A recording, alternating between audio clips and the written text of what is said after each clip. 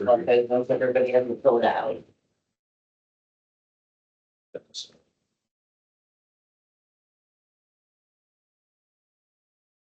All right, good afternoon, everyone.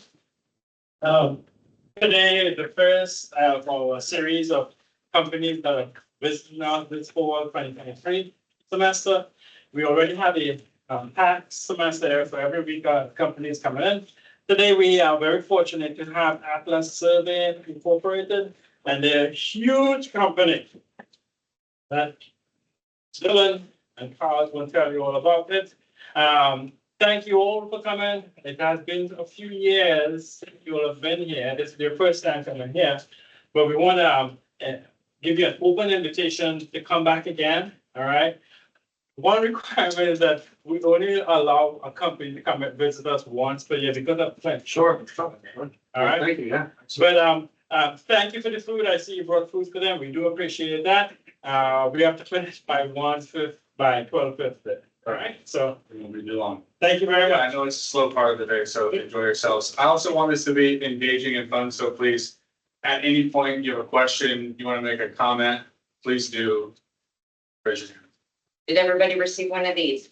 Okay, I want to make sure I didn't. Yes, ma'am. But while he starts, I'm gonna walk around and collect the card. Cool. So yeah, my name's Dylan. I'm with Atlas. Carla, she is our HR director. I'm our business strategist. I do a little bit of training on the side as well. I live in Charlotte, North Carolina, just south of, and she lives in Charleston, works out of our Charleston office. We both travel between those, and we'll get into that, where all those are. But I wanted to show you guys this picture here. Does anyone know what this is or where this is? Soon be Atlantic. No. I will let light food. I'll tell you what it's called. It's called Null Island. That gives you a hint. Right off the west coast of Africa, where North Zero and East Zero begins, there's this buoy called Null Island. There's happens to be one word on that buoy, and it's Atlas. I thought that was pretty neat. But this is where at this point is the origin of our coordinate system. It's, you know where the bend in Africa is on the west side? It's right in that ocean. I don't even know the name of the ocean. It could be the Atlantic. Whoever asked that, you might be right. West, yes. Yes, it's east side of it, sure. But yeah, that's pretty neat. And I just want to show you that, see if anyone knew what it was. So a little bit about Atlas. We've been in business for 20 years. We just had our 20th anniversary. And we started in 2004. Started out with two guys. One of those guys happened to be my father. And his first instrument man was Keith Burns, who is now our executive vice president and COO. They started together in 2004 out of the garage and had one truck. And previously they had worked together at a company, and they felt like they could do it better. They could offer a better service on their own. So they went off on their own, and they did. They started with a truck and a gun, and they started to expand. And by 2008, we had 3 crews. And if any of you were around at that time or old enough, you know of the recession that hit, and the housing market absolutely crashed. So that affected all construction industries, surveying being a big one, because if no one's building, there's no construction layout, and if no one's planning to develop, there's no boundary work. And we started to diversify and get into residential and do smaller stuff. But we didn't want to stop there, and we wanted to rebuild, so we did. And in 2014, we built back up to 5 crews, which is about, if any of you have any of you worked in surveying yet as an internship or before college? Okay, so some experience. You might know that most surveying companies are mom and pop shops.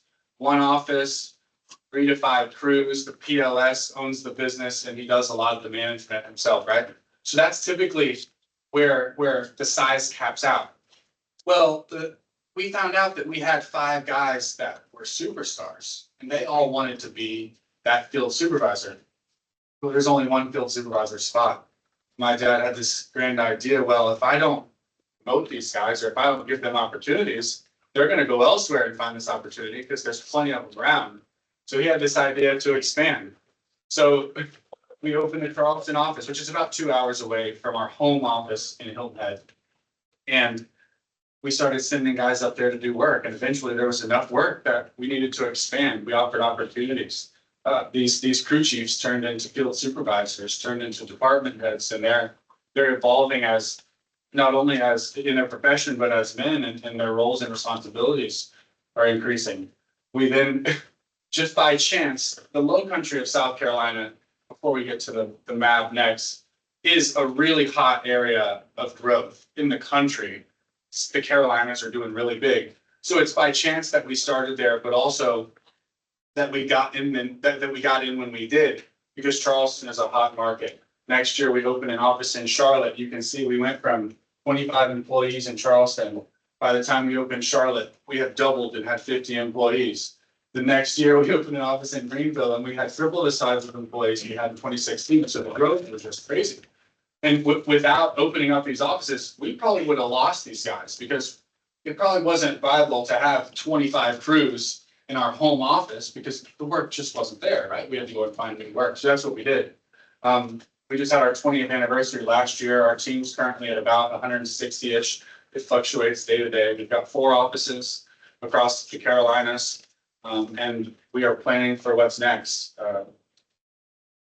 And I'll read you our mission statement. This is a photo of our late president, my father on the left, and Keith Burns, the guy he started it all with. He's now our COO and vice president. And this was what we declare as our mission. We will pursue every opportunity to be the best land surveying company in our immediate area and any market that we explore. We will do this with close examination of details, being professional in all aspects, delivering promptly with competitive pricing, using the newest technologies, and cultivating relationships with our clients that will remove any doubt that they're working with the best in the industry. And we mean that. To us, best is the standard. And we'll get to that in a little bit about the standard of the surveying industry in general and how not everybody takes it as seriously as some. Here's a little bit about us. We like to have fun. We call ourselves the Atlas family, and not to be cliche, but here's some pictures of us. This is at our 20th anniversary oyster roast we do every year in the spring. We get all of our offices down to the low country. We put everyone in hotels and we've got a big oyster roast. We've done it in different areas. This year we did it at our family farm. This was a pheasant hunt we did. We brought all of our managers and some clients down, had a pheasant hunt. That's from the oyster roast as well. Top right is, I think that's the Charlotte office at Top Golf, which we try and do outside of work events regularly, just company morale, culture. It keeps everybody happy. It's all good stuff. That's from a prior oyster roast as well. Not to get sappy, but here's a picture from last year.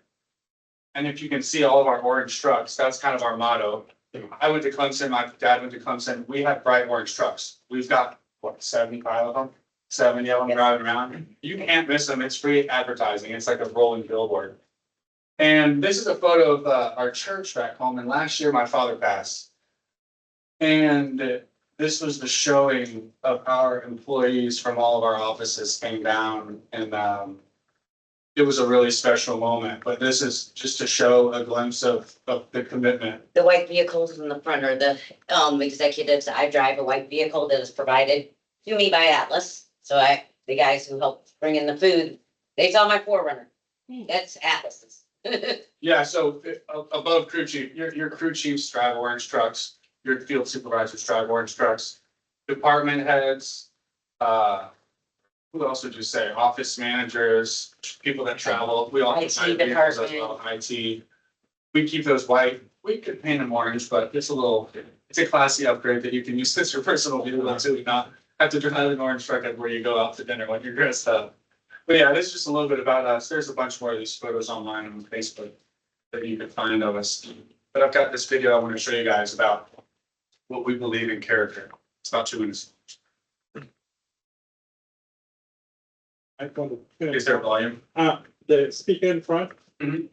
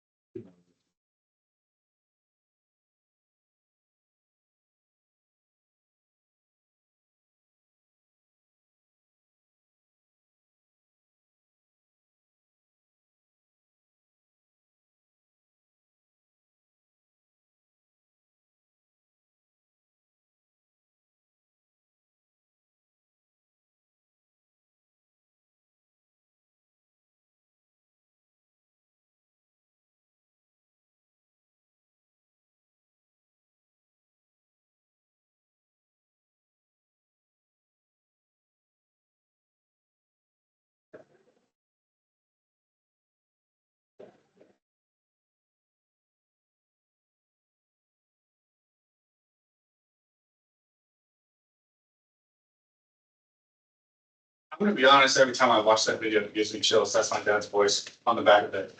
But that I mentioned before in our mission statement about our goals to be professional in all aspects, deliver promptly, follow ourselves with character.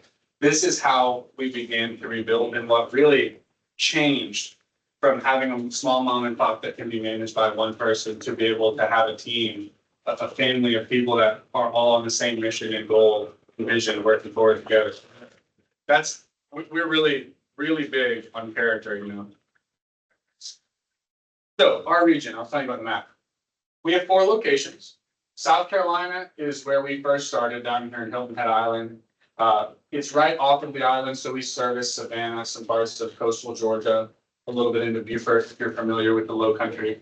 We then opened Charleston, and I mentioned that's about 2 hours of a drive from here to here. Our Charleston market services Charleston and all the surrounding towns. And then Charlotte opened.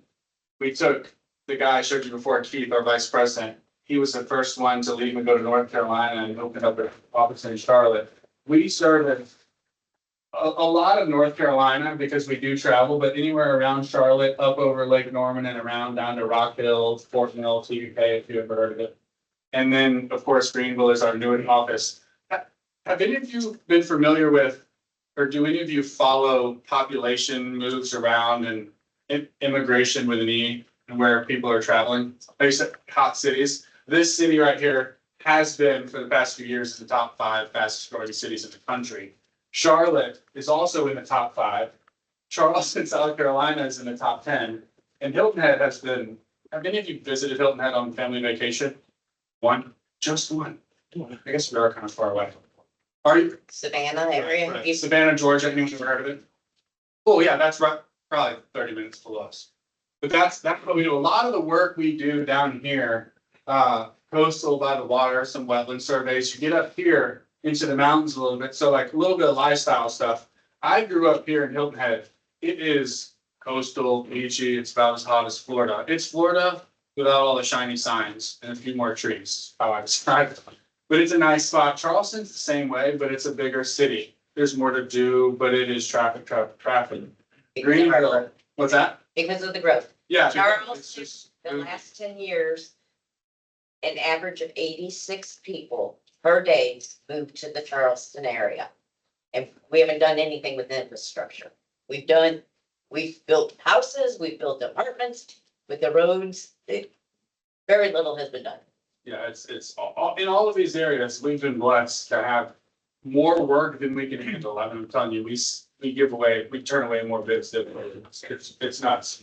Greenville, South Carolina is a little bit more diverse. You've got lakes, it's closer to the mountains up here. Appalachian Mountains are probably an hour and a half away, but even in Greenville, Spartanburg area, there's some insulation. Greenville's a really nice area. It's beautiful. It reminds me of a little Charlotte. I live just south of Charlotte on a lake right on the border, and I absolutely love it. The age group that lives there, it's booming too. At one point, Charlotte had 1,016 people per day moving to the Metroplex, which is about 1 million people live in Charlotte. It's crazy, but an awesome place to live. And if you guys have any questions about what it's like to live in any of these places, I'm pretty sure I've lived in all of them. So I'll be happy to give you some pointers. Here's a little bit about what we do, what we offer. I mentioned in the Low Country, we do a lot of wetland surveys. We do bathymetric surveys. Are any of you familiar with bathymetric surveys? So this is like water surveys. Do you know bathymetric at all? No. So bathymetric surveys is kind of like LiDAR from a boat underwater. So we'll go into the ports, we'll go into lakes, and we have sometimes what is called a bathymeter you put on top of a boat, on the front of a boat, and it does sonar down to the bottom and it reads distances. And you basically do a topo of a basin or of a port or of a lake, and you do it on a grid. Now, we have some extra tooling that we can do with these little RC boats, which is really cool. We'll have on the slide that prevents the need to have a person out in a rowboat with a rod and a prism, which is funny, always funny to look at. That's the guys up Especially here. on almost every waterway in the Low Country has a gator in it. Unless it's saltwater, which they still like saltwater too. But that up there is our little flex boat that we attach the thermometer to, and they take that out in the bay and do surveys. But we do just about everything surveying offers, as-built survey, well, from the beginning, boundary surveys, topos, construction layout to as-built from the beginning, the first person on the site to the last person that leaves. That's what a surveyor is, and it's what you all signed up for, if that's what your goal is. But we offer it all, and we also do a little bit outside of survey. We've expanded our departments to offer drone LiDAR, we do photogrammetry and LiDAR, so drone mapping, we do in all of our locations. We have a drone guy that flies, what, $140,000 drone that would. It's take up probably the space size at a of the stable. table. It's huge, but it's It's awesome. You huge. can fly 400 acres in half a day, something that would take a two-man survey crew 3 weeks. So the technology is just exploding. I think that's on the next slide too, we'll look at. We also have a SUE division. So if you ever heard of subsurface utility engineering is what SUE stands for.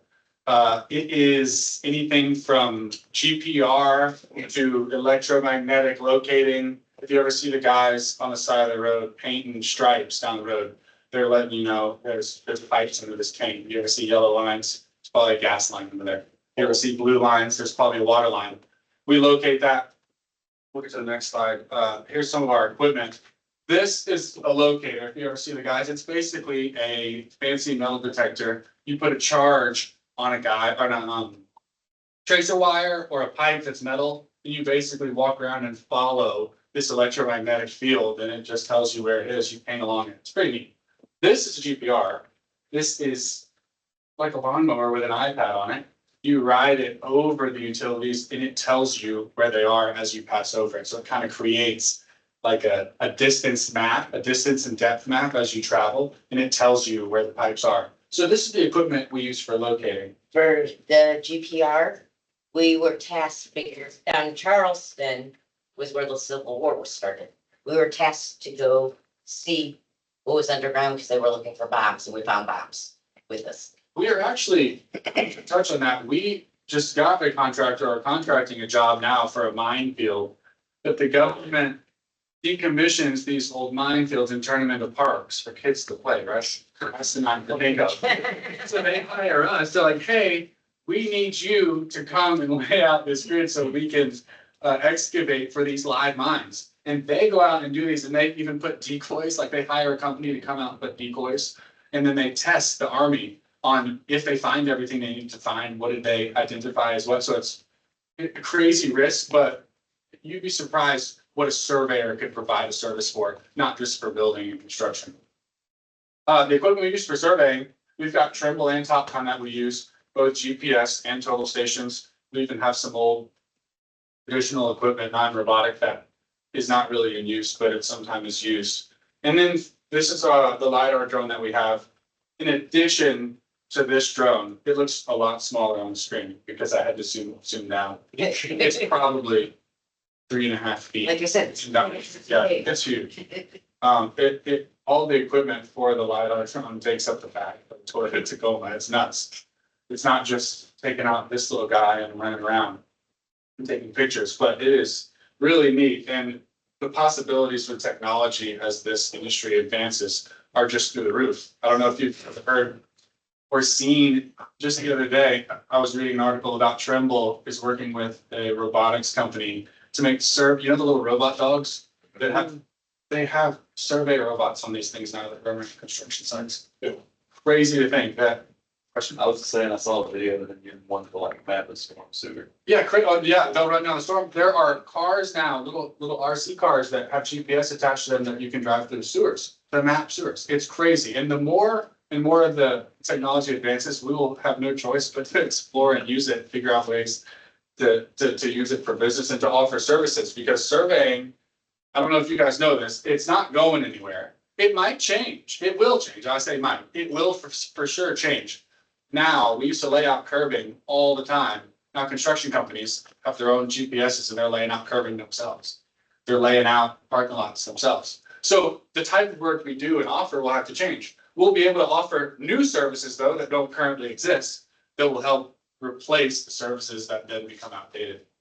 But this is the little RC boat I was mentioning. The other photo of the guys on the boat, they have an actual rod attached to the front of the boat that a gun is tracking them with and taking measurements of their horizontal location as the bathymeter is measuring the depth. This little guy, you sit on the beach and plan its path out, just like the LiDAR drone, and it goes and runs a grid in the water for you, taking measurements of its horizontal location and its depth at the same time. And you can just sit and just watch it go. And you process the data. It's really neat. We just got this last year. But I saw a demo video of it in Charleston, jumping dredge lines from they were dredging sand to pump onto the beaches in this little boat. It was in its path and it was jumping over these massive lines, like 48-inch pipes that were out in the water. It was really neat. But the more and more automation gets advanced into technology, there will be less and less need for manual labor. But that just means that you guys will have to increase your understanding of technology and how to use it. And that's how you'll differentiate yourselves. And we know that, and that's why we're being progressive with it and trying not to get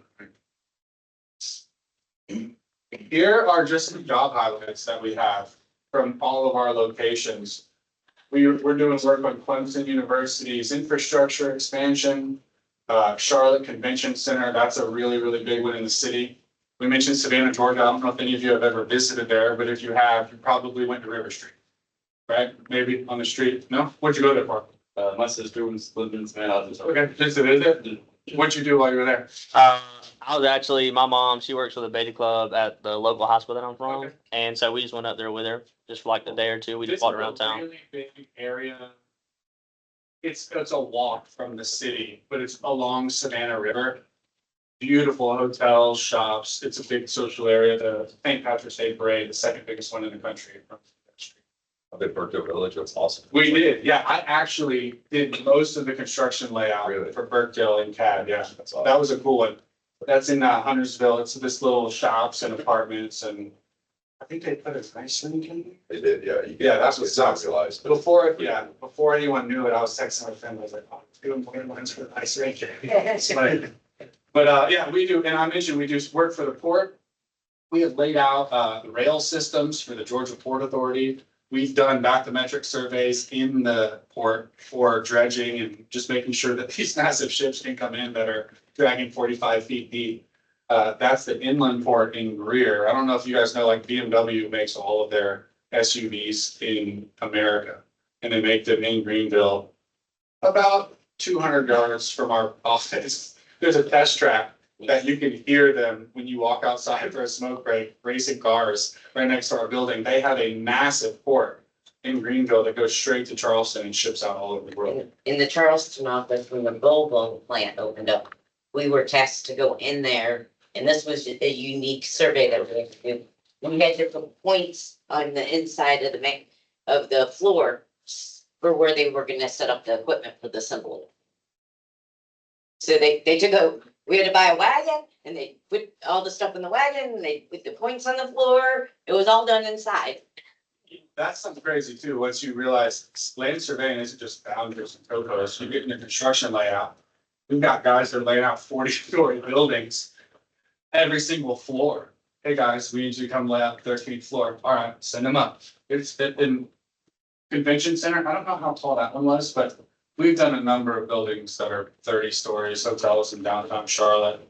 Some of my friends live next to a strip of jobs that we've got 4 blocks in a row that we're doing high rises in. So the different work you experience surveying at a larger company is fun because it's different every day.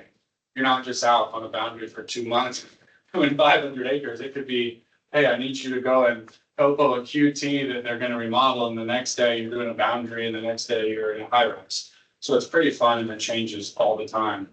That's a fun one down in Hilton Head. Margaritaville is this huge resort community with everything you can imagine if you're 55 years old.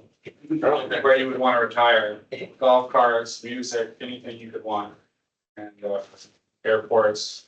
There's no short of the type of work that we do.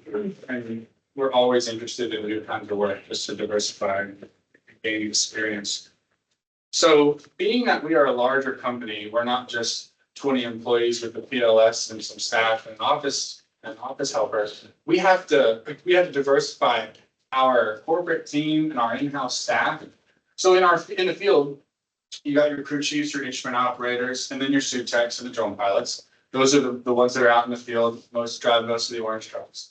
Then you have the office staff, comprised of, we've got about 28 to 30 CAD technicians between our different departments, department coordinators, most of the ladies that help the department heads with billing and invoicing and timekeeping, the back office stuff.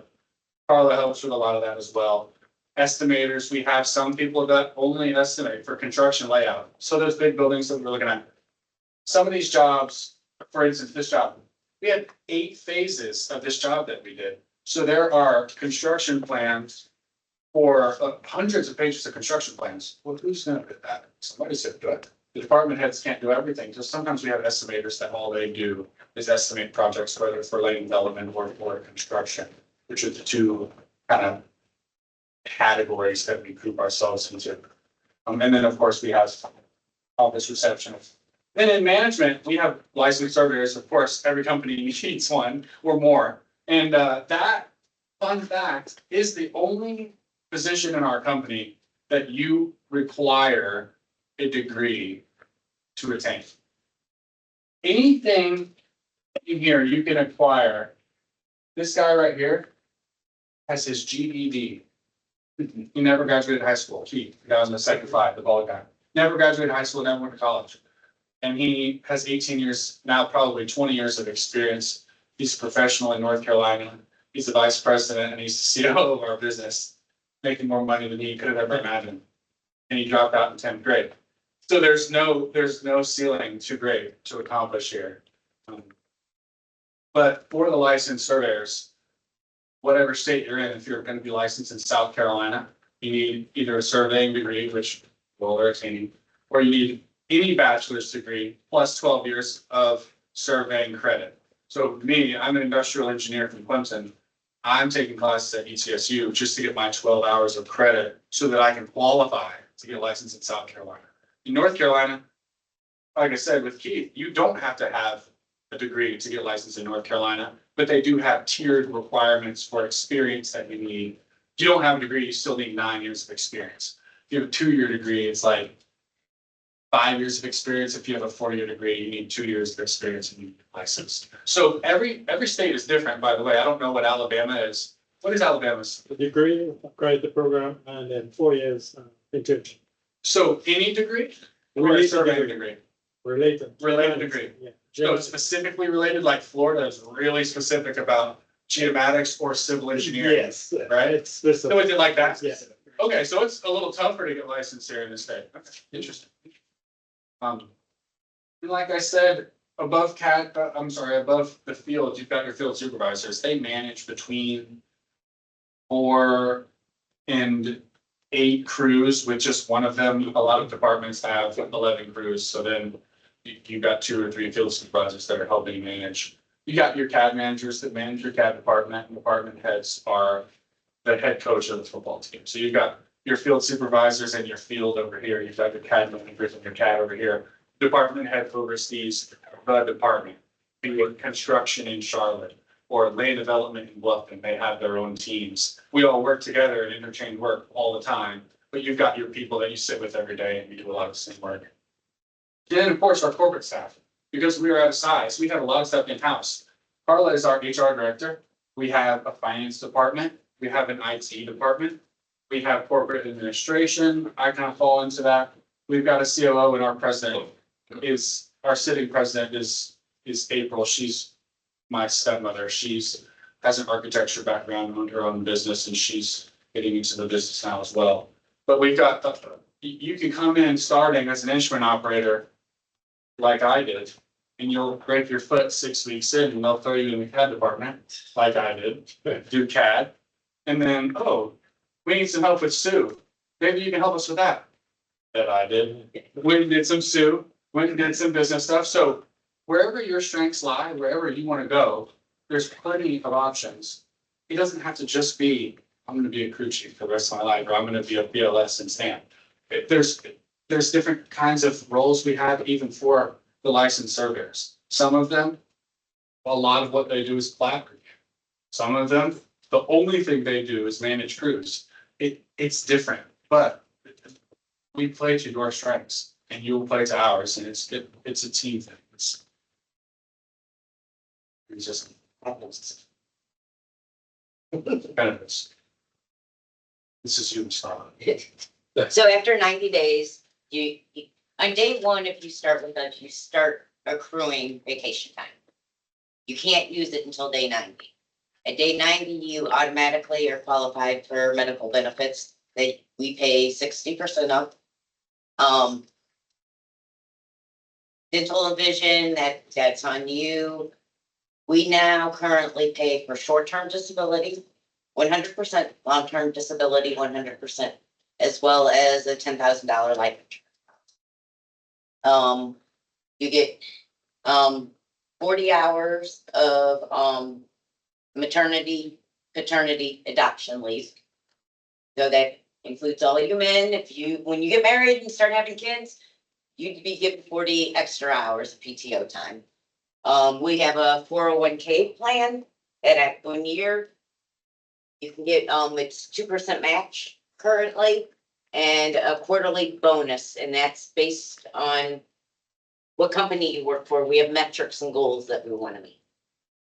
And everybody is included in those. We work as a team. And so there's something, the administrative people, they have to do days to collect the money. To be part of the team.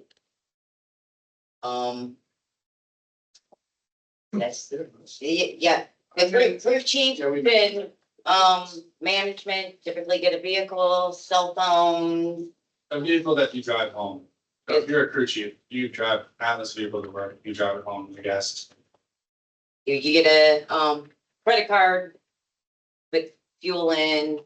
They're nice vehicles. They're Toyotas, Toyota Tundras, typically Tacomas, 4Runners. IT drives RAV4s. That's Bonus. bonus. What does this truck have in terms of the equipment? So each truck is outfitted with utility boxes in the back, 3 sets of legs, 2 back sights. We're pretty, I say rigid. We're safe. Like we on construction sites, your backside's gonna be on a tripod, not a bipod. So we're, especially with construction. So we give them everything they need. 3 sets of legs, like I said, 3 sets of legs, 2 back sides, all the paint you would need, nails. We've got like little supermarkets in our warehouses where you go get whatever you need for the day. You can fill up a truck with the extras that we have and we keep it stocked. So We we're provide not short of that. the Carhartt pants, the orange shirts for the field guys, the safety helmets. Ice chests and waters? Oh, yeah, we have ice, we have coolers in every office, and in most offices, we have water machines, like Charlotte office has a reverse osmosis Yes, hooked up to the water, so even the ice comes out clear. yes. We want to do surveying differently, this isn't, we provide half of what you need. We want you to bring yourself. And if you give us everything, if you come with a desire to learn and a desire to work hard, you will have everything you need. And that's our goal. And that's our goal in this industry. And we'll go by this one And quick. back to the water last Yeah. year with the heat. Because there was multiple 100+ days. We started providing the electrolyte squinchers for people to put in the water. We want to make sure that our biggest goal is everybody goes home safe at the end of the night, the way they came to work. And we don't just say that. I mean that because I work for Atlas and one day I hope to lead Atlas, and I wouldn't want to work for anybody that I wouldn't offer the same person. So I'll go through this quick because we kind of touched on it. We only have a few minutes. But why survey? Why get into it? Number one, job security. Without a devastating home crisis, there's always building.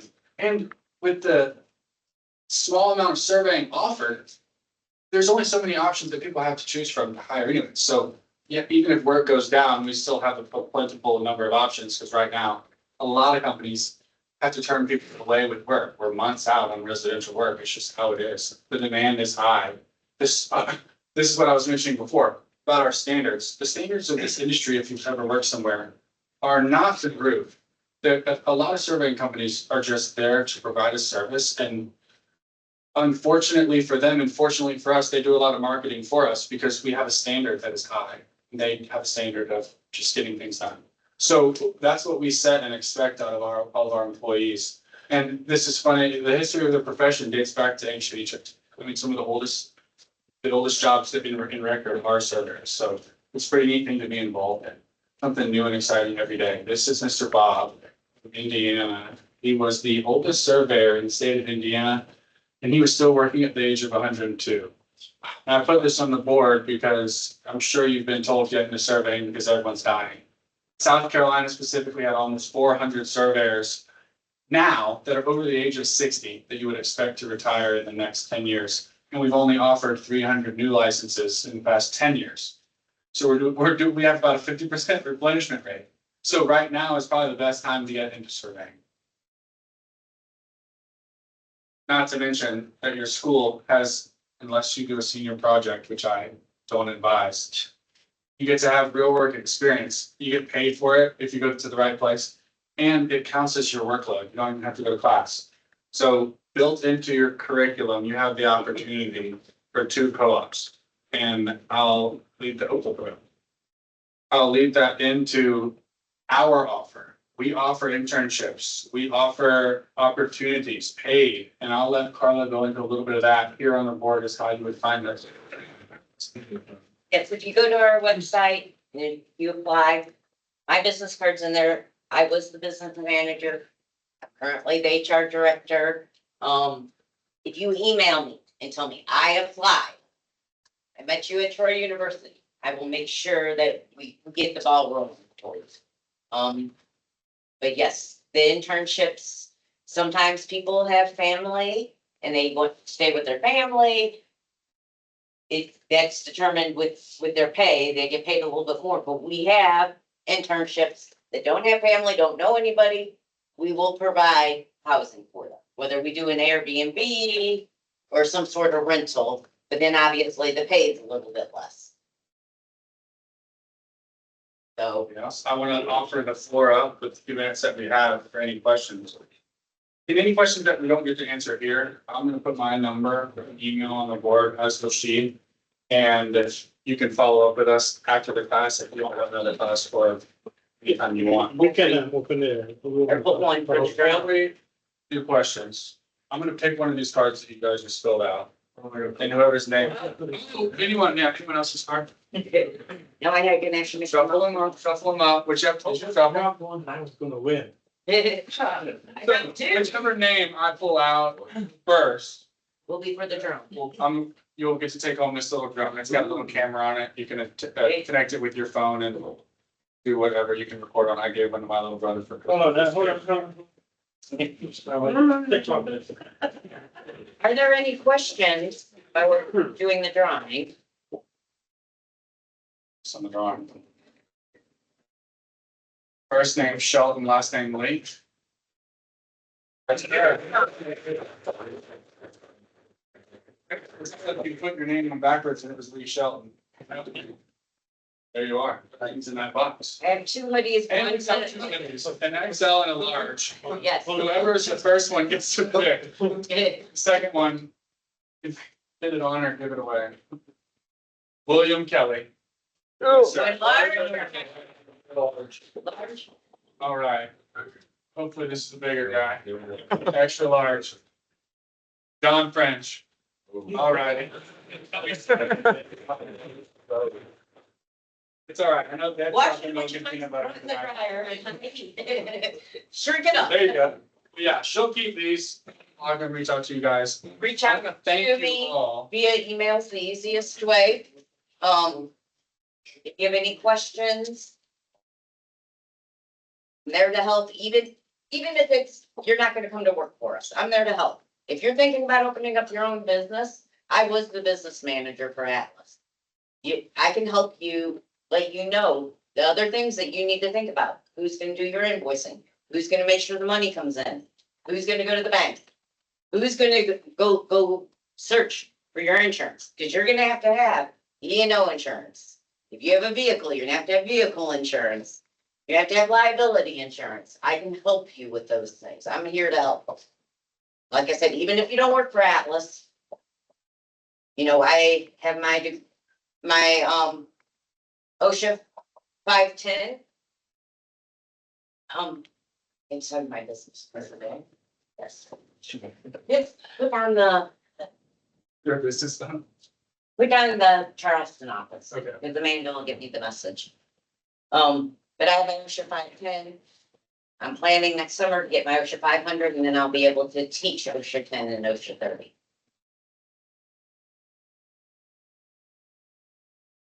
The next 5 years, you'll see all the branches. If we have the PLS, That's, if you wanted to come to work for us, we got you trained, you have your PLS. And you know how Atlas runs the business, and you want to open up a business in Alabama?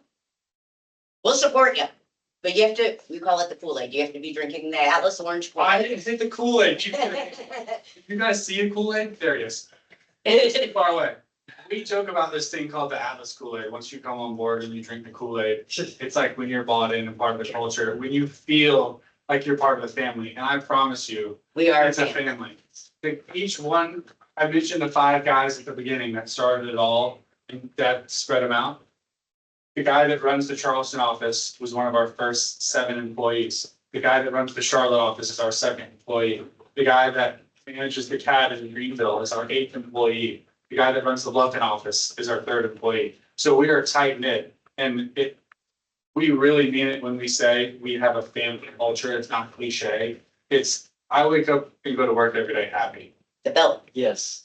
And this is just part of it. Harry, Again, he's gonna hate me. This is the belt, right? Whatever office has the most earnings per crew for the month gets the belt.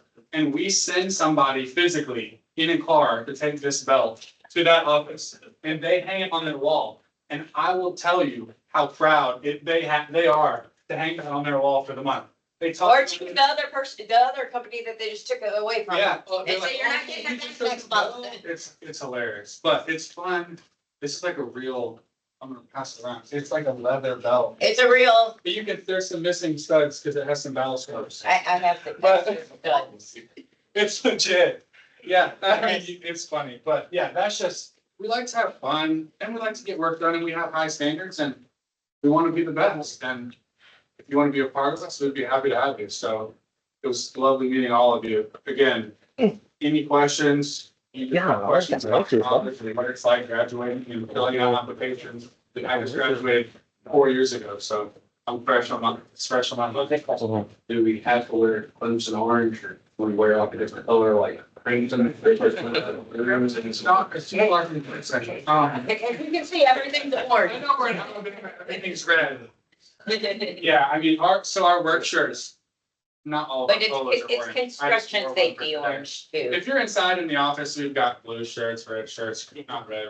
Blue shirts, yellow shirts, green, Gray. everything. you can- Oh, so I got South Carolina. We don't worry about them. We ain't worried about us. But, yeah, orange shirts in the field, everything orange. It's pretty marketing. What's that? With Carolina? In Death Valley. Wait, I thought that was in Louisiana. Oh, real Death Valley is in Clemson. One category. All right, well, thank you all It's like very why much. Thank you, don't- Dylan. Sorry, you. You're fine, you're fine. But what I want to say is that this semester and ongoing, because it's football season, what we are asking of proposing to companies is that if you want to have an informal session with students, and let's say you want to do a tailgating, I will in fact send our contact information of the student chapter officers that you can come down and you guys will be there if you want to have a long session, informal session. All right, so think about it. I'd be hard pressed to think they want to talk about surveying when they might have a cold in their hands. Whatever you do, You never know, you never know. Yeah, that's How many times have we had a cold one? We're still talking business. Yeah. We have Julian there, he's our student chapter president, so He will be sending you an email if you're interested, no obligation whatsoever. All right? Thank you very much for your time, for the information, and I appreciate it very much. There's food left, take it home.